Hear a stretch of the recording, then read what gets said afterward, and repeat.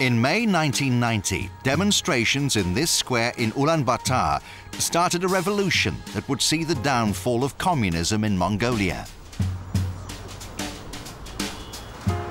In English, Ulaanbaatar means Red Warrior, and to Mongolians the name serves as a constant reminder of their country's recent political past. 16 years after democracy took hold of the Central Asian country, the capital city is booming. Nearly 50% of the 2.5 million people that inhabit Mongolia now live in the capital. Once only politicians were permitted to drive here. Now the city overflows with vehicles. Before the fall of communism, sport in Mongolia was mainly restricted to the nation's 3 traditional pastimes: archery, horse riding, and wrestling. Of the 3, traditional Mongolian wrestling is the most popular. But since the country began to welcome the outside world in 1990, another form of wrestling has gripped the nation. In Mongolia, sumo is the new sport of choice for thousands of children across the country. They're taking up the quintessential Japanese sport inspired by sumo's only current yokozuna. Hakuhō Shō is Mongolia's most successful sportsman. The 25-year-old is well on the way to etching his name in the sports history books as the greatest ever grand champion.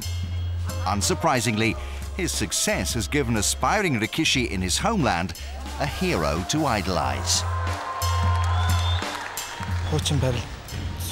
I admire lots of wrestlers, especially the ones that have small builds like me. Fighters that are smaller have to use their brain more and be technically perfect, as well as having a huge heart. There are lots of Mongolians succeeding in Japan, and they have made me believe that I too can become a successful fighter. But most of all, I look up to our champion, Hakuhō Shō. I really like watching all the Mongolian rikishi in Japan and trying to copy their techniques. As a youngster trying to become a champion wrestler, it's great to see Mongolians winning all the time. One day, I want to follow the other Mongolians to Japan and be a champion, like Hakuhō Shō. Mongolian-born wrestlers make up the biggest international contingent in professional sumo, with over 30 now earning a living in Japan. That number is expected to keep on rising over the next few years, with the number of young Mongolians moving to Japan increasing annually.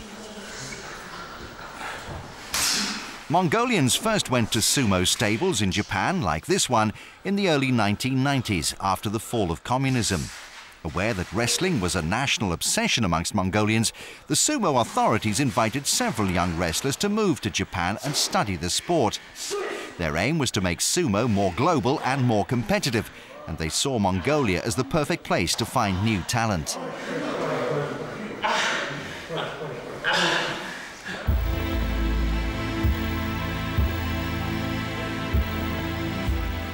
Mongolian wrestlers' success in Japan has undoubtedly been helped by their passion for traditional wrestling. Bayar Saikhan is a former Mongolian champion who also tasted success in amateur sumo, winning silver medals at 2 world championships. He's also the man who introduced Hakuhō Shō to sumo. Of course, there are differences between sumo and our wrestling. But if you've grown up wrestling, you can wrestle in any style. And that's the main reason why Mongolian wrestlers have done so well in Japan, because to us, wrestling is as natural as walking. I think that in wrestling, an athlete needs just 1% talent. The remaining 99% is sheer hard work. But that 1% is still the most important element. The success and popularity that sumo now enjoys in Mongolia is such that it might be seen as a threat to Mongolian wrestling. But Bayar Saikhan, who trains youngsters in the traditional form, thinks the 2 styles can coexist. In Mongolia, we just love wrestling, whether it's sumo or Mongolian wrestling. Of course, the money you can earn in sumo is going to attract lots of youngsters, but our culture will never die. In fact, I think that our success in Japan has increased the popularity of our wrestling, as everyone knows that traditional wrestling is the basis for their success. 21-year-old Hakuhō is being tipped as Mongolia's next sumo superstar.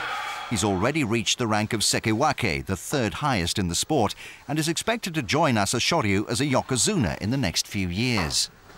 When he first got to the highest division judo. There are two reasons why the pressure on Hakuhō to succeed is high. His considerable talent as a wrestler is one, but his father is another. Mongbat was one of Mongolia's most successful traditional wrestlers.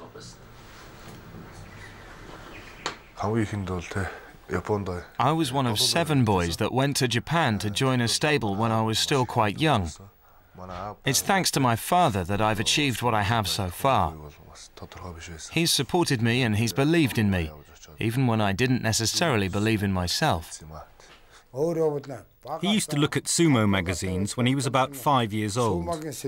Then he'd say he wanted to become a big famous sumo wrestler, just like the ones in the pictures.